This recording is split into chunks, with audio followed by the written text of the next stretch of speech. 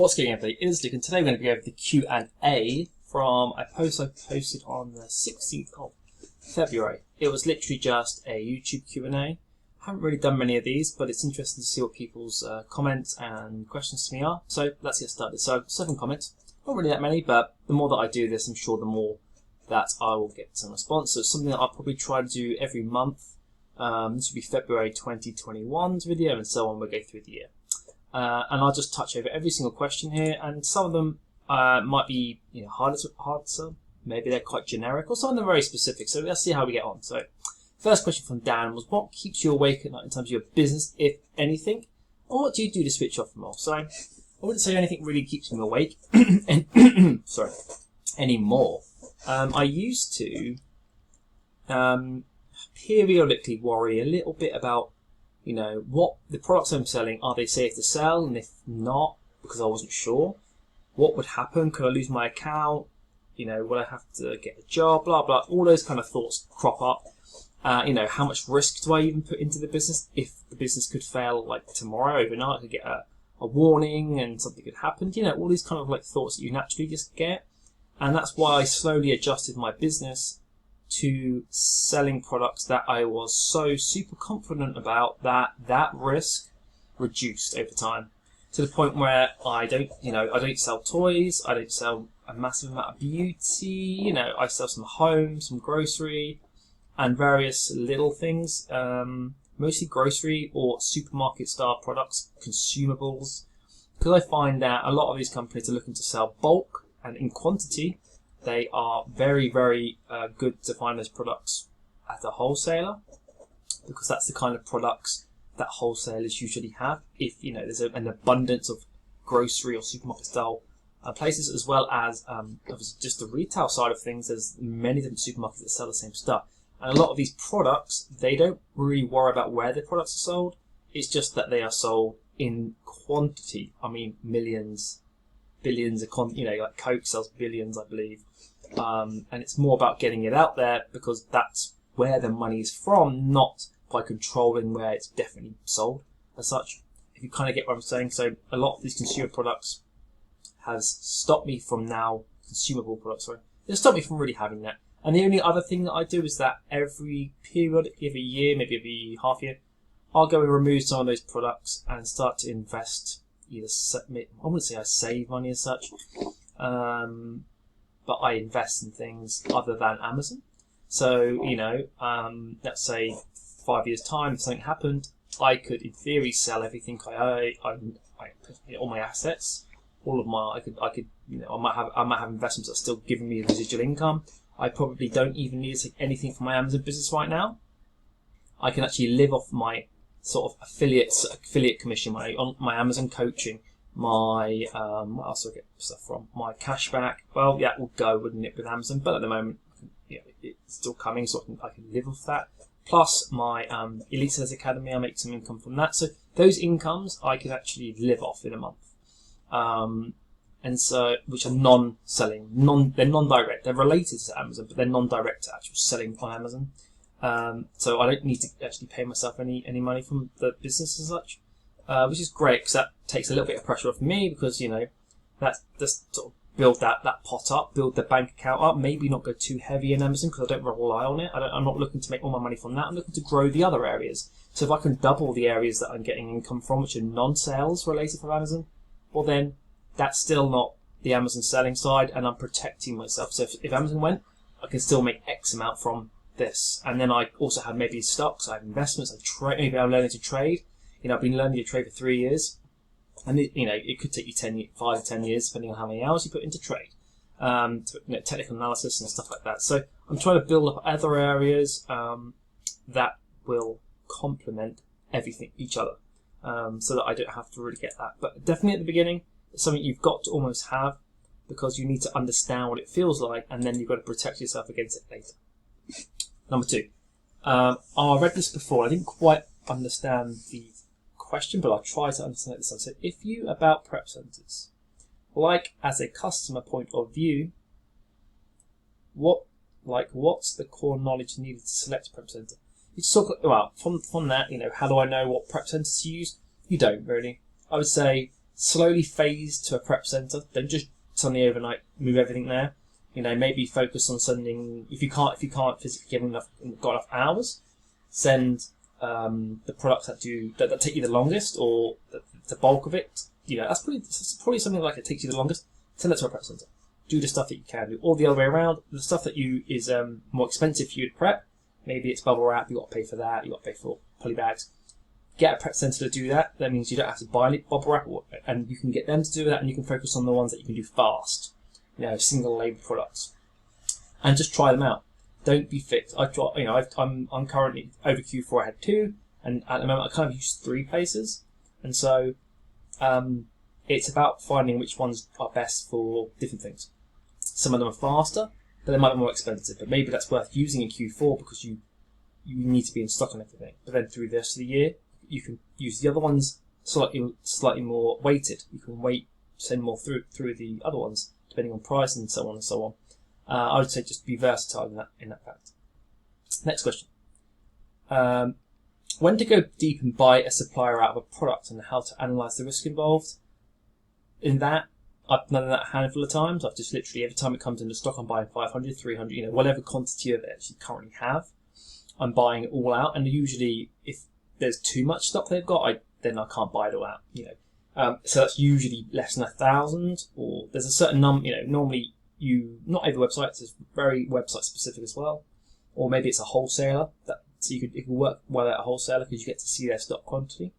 If they haven't been in stock for a while, currently there's a product that I'm aware of at the moment. I've been selling tons of, hundreds, but it's now been out of stock for about a month and a half, so I've been out of stock. So it might be worth me thinking, is a good seller anyway? Do I buy out all the stock? Not only am I buying out all the stock, and I'll have plenty of stock to sell, because I'm annoyed that I'm out of stock at the moment, but also I should be able to stop anyone else buying that product that might go and get it from that same wholesaler as me. So yes, they might come back into stock in a couple of weeks, but I should have got a couple of weeks of their sales. So I'm not only just doing the sales I can get, but I'm also capturing maybe 2 or 3 other sellers. They're not going to make any sales now because I bought everything, and then I'm taking their share, and therefore I'm able to do 4 times more sales, which actually means that the quantity that I purchased is perfect because of the demand now. But and as well with that, you can sometimes edge the price up because there's less competition. But you have to really understand the product already before you do that. It could be sort of like last Q4, that X product can do 1,000 in a day at rank 500. If the same picture is starting to be painted this year for Q4, it's November and you notice the rank's getting closer to 500. It has very similar sellers. The price from the retailer is the same. The price on Amazon, it's like tick. That's looking the same as last. All those things add up, and then that's where I get the value from. But again, you could do it, and it might be that tomorrow the retailer comes back into stock, and if that happens, you've got to then either say, do I have enough to supply? Is my supply going to work or not? If not, maybe you need to break even on half of the stock. That's the price you pay. But it's like you don't have to even do any of that. You can just play the game normally. But if you've got plenty of capital, breaking even is basically like nothing's happened anyway. So you're not losing out. So if there's only break even or win, well, give it a go because. You do that enough, eventually the wins will come through. The break-evens don't matter anyway because they're break-even, and yeah, you can do that. And why Qualness? I actually visited Qualness almost a year ago now, March 2019, a bit before COVID. Literally, it was like a couple of weeks before you couldn't travel. Came with a friend last minute, so doing the business not remotely, but that was kind of working from a laptop. A couple of days before, my mate said, do you want to come to Lithuania? We went to Vilnius for 2 days and now Kaunas for 2 other days.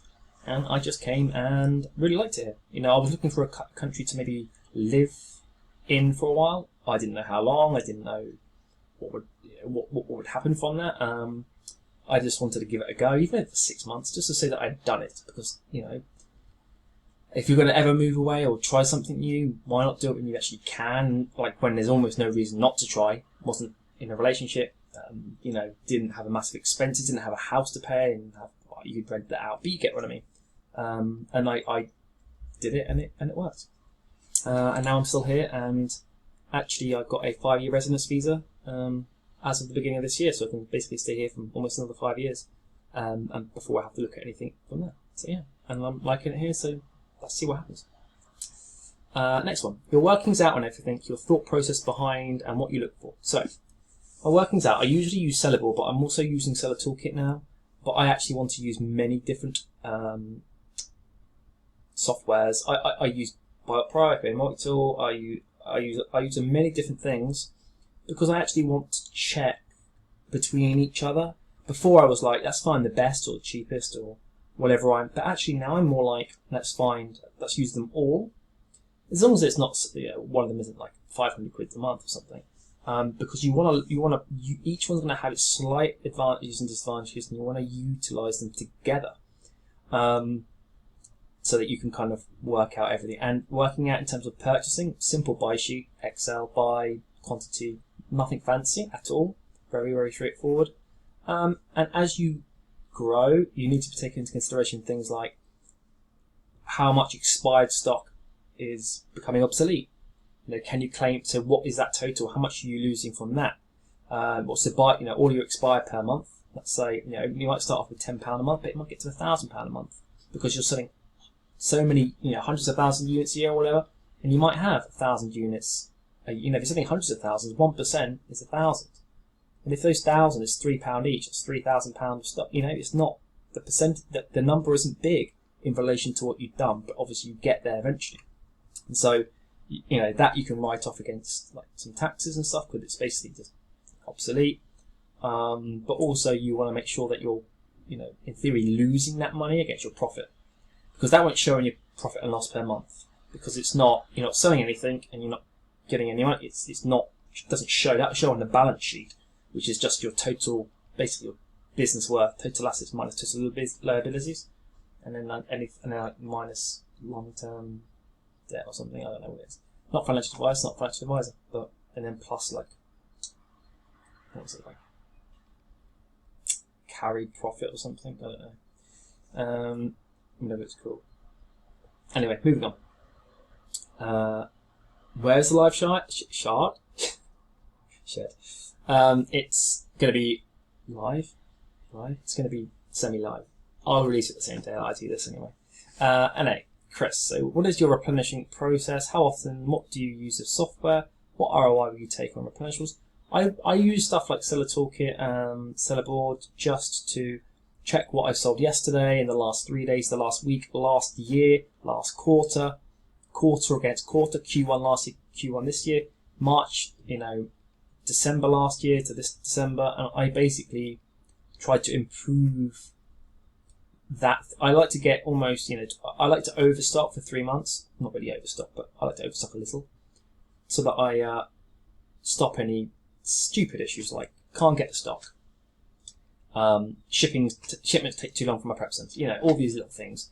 I just rather remove all that, pay a little extra, and pay a little bit more in terms of storage fees, but I'm removing all of that stupid stuff like, the prep center's not ship my product, all that kind of like admin-y nonsense. I'd rather pay almost like an insurance cost, that I just send it all in. Yeah, I'm paying a little bit of a premium, but all that admin's just taken away from me because I don't have to chase them up and make sure and call them and see what they're doing with it or what, and then maybe Amazon are delaying shipments getting booked in. Well, that's another thing. It removes all that. So I like to do that, but then again, you've got to build that replenishment process up to a point where it's going to sell for 3 months, and that took years to get to that point, to actually know that. Last March, that product sold 83 units. Okay, well, you sell this, what's the current, use that data, add it with the last month's data, this year, what's going on now, because the things change, and build another picture. Maybe you feel like it's 100 this year, or it's 94. That times 3, what is the quantity? Maybe you could only have a 200 limit, so maybe you just do the 200. And you buy it in one order, boom, in. Don't have to worry about it for another little bit of time, you see? And the ROI, I don't look at the ROI at all. I only look at the profit. Profit per product. I might buy it for, I might look at pound profit, and you might think, well, that's low. Well, how much should I buy it for? What if I bought it for a penny? What if I bought it for a pound? Yeah? If I bought it for £3, wow, so I look at that, and then I go, okay, well, what pound isn't anything? Well, how many sales can I do a month? 50. Okay, cool. So let's just find 100 products like this. 500 products like this. Or let's add that product with the things that sell 10 a month, so that's £10 a month, plus the ones that sell 400 a month, and that's £400. And then you're adding those layers, and obviously that builds a nice average, and you're having different layers of those sort of slower sellers that still make maybe £1 to £2, maybe slightly more profit because, capital tied up, but they're cheap anyway to buy. A couple of quid maybe, £2. Some things I'll buy for £1, and I might make 50p. That's 50% ROI. You see, it's not really about what any one thing is. It's about what the whole thing creates. The take home, for example. So it's great to have. How I turn £1,000 to £1,000, but I'd rather, spend a couple of years building up that capital in the business and turn 50 grand into 15 grand profit. Well, that's not 50 into 50 grand, no. And I might have sold 30,000 units, but I'd rather have 15 grand at the end of the month than 1,000 from 1,000, yeah? Or whatever it ends up being. And of course that takes time. But when you've been doing it 5 years, that's what and that also promotes a very, disciplined approach, which is long-term good. Okay. And the last one, I believe it's the last one. How do you stay focused and motivated with all these distractions that are present in the world? I'll go through them separately. I don't really even have any distractions. Like last year, I've done the most things in 2019. Oh no, getting the dates completely gone. 2020, I've done the most stuff in 2020. Then I went away to Malta. I came to Lithuania. Then I moved to Lithuania, and I moved in with a girlfriend. Then I took my business to 7 figures. Yeah, that's not particularly related because it got promoted, I guess. As in, it got easier because of that. Yeah, but I think who cares if it lasts 3 years? I'm not worried because then I've got like 50 years and I can go out and who gives I think who gives a shit? Like 3 years of my life? Like okay, well if I can make £1 million in that 3 years, which I wouldn't have been able to do before, I can have an amazing 50. The next 50 years can be like 10 times better because it didn't take me 10 years to get that. It took me 3. Well, now I'm younger. Now I can reinvest. Now I can compound that, and then where I'd be in the equivalent of 10 years, I could have 10 million instead of that 1 in 10 years' time, and so on and so on. And it's like the opportunity was like crazy, and it's like now also I can't go and do half the stuff out. I haven't got distractions out in the world because I can't do anything. That is beautiful because now I have to smash my business because if I don't, I'm embarrassed at myself, and people are going to say, look at me like I'm not achieving. And that's a lot. I wouldn't even want to leave the house if I'm not achieving because I feel I'm not living up to my expectations of myself. Yeah. So no distractions for me. And also it doesn't matter. If it's not something you can impact or it's not impacting you, and it depends on how you see that. But if you go and spend lots of money on clothes, you can't go shopping or something, and that's kind of like a bit of a random thing. Then. But do you really need clothes? Do you really need to always, can't you have a couple of years and just smash out the things that you can do well at and make up for it later? Yeah, of course you can. And also, why get distracted by things that for me, it doesn't even exist in my mind. I just worry about what I can do. And then, people are saying, oh yeah, but what about traveling? Okay, make enough money and buy a private jet. Well, you could have done that in 3 years. People have become the opportunity since the beginning of last year is crazy. Things that so many people became rich in the last year, or a year and a half, or however long it ends up going on for. That it might not be able to get you a check right away, of course, but again, like I said, if I can do this thing in 3 years or 2 years, that wasn't take me 5 or 10. I'm focusing on what I can control because I can't control anything else anyway, so I can get distracted by it, but then that means I'll achieve even less. Anyway, moving on. So how many products or units would you aim to have in your inventory for an 85 grand a year turnover, and how would you go about achieving the 85 grand a year turnover? I know you've done it, but efficient way. So I thought the next sentence was it? For me, I was looking at this on the calculator. 85 grand is 7,000 a month. Should be pretty easy. Yeah. To me, that should be. You could do 7 grand a month from £5,000. 5, maybe a bit more. And that's not That's not cash, that's recycled cash. Obviously there's some constraints in terms of can you withdraw your money fast enough from Amazon. But let's say £5 grand. Yeah, £5 should be able to get that £7 grand. So £5 from starting off at the beginning, or maybe like a very I would say. So let's just go like 30.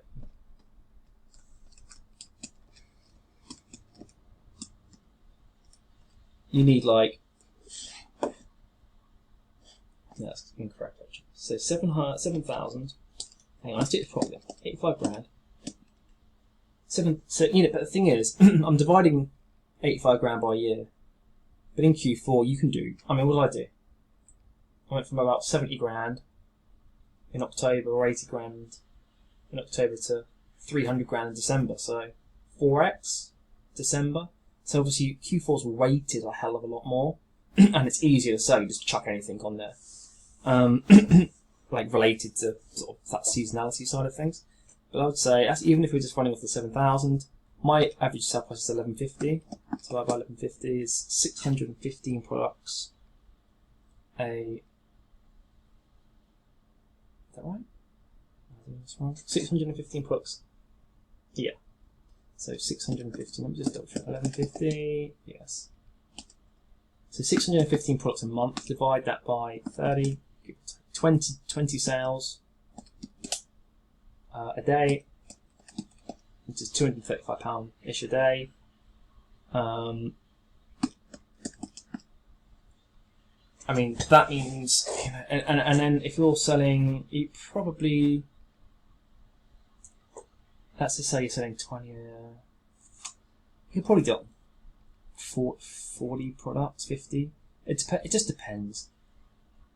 You're not VAT registered either, so in theory you can get more premium, more profit on your 20% equivalent product. So obviously I'm VAT registered, I lose more money on a box of chocolates. I don't get as much profit as you would for non-VAT registered. So you have the upper hand against VAT registered sellers. So on the other side, when the 0% products, I get more profit than you do. So you focus on those products, I'll focus on and obviously over Q4 I will focus on both because the opportunity is crazy, but it just means that you're protecting yourself a little bit more from someone who's got a little bit more weight in the game to come and cut you down. But the problem with that is that you also you want to focus a bit more on less profit items, but you're just selling more of them, because if it's the low, if I can accept 30p profit, yeah, and I can sell up 10,000. Well, and I can make that work. Like I have enough cash, I work it out. I'm like, yeah, you know what, that amount per month or that year is worth it. Yeah, like I make it worth it somehow. If I can't, I can't. But that means a lot. Well, how many people? And I was saying the same analogy to Natalie actually. I said, if I had £1 billion, I could make a penny on my sales, a penny profit after VAT and costs. Yeah, all those costs are gone because I have so much money that I can make 100. Well, whatever it. Yeah, I haven't worked the equation out. But you can, if you've got $1 trillion, you can make a penny, and you can make, I don't know, $1 million a year, 2 million a year, however many millions, because you've got so much to work with. So but also by doing that, no one else is probably going to ever do that same strategy. Therefore, it works because it's a unique strategy because no one else is doing it. So if you can make it work, and you go, well, other people probably wouldn't do that, but I can see how that can benefit me. Because, you can make money short term on 10 products, and the profit's good. But I'd rather sell the same product for like half that ROI, half the profit, but I can sell it every month for like 2 years. Well, let's do the equation.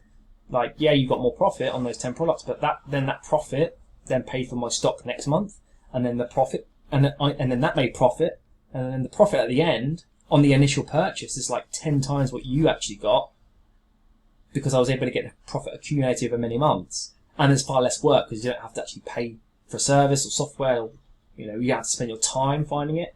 The manual side, because I've already got the product to sell. Do you work out? I used to. Obviously, then the girlfriend and that always start getting a bit fat. But we walk a lot. I used to do a lot of weights and stuff, but then I moved in and it was a bit difficult to do it because of the space.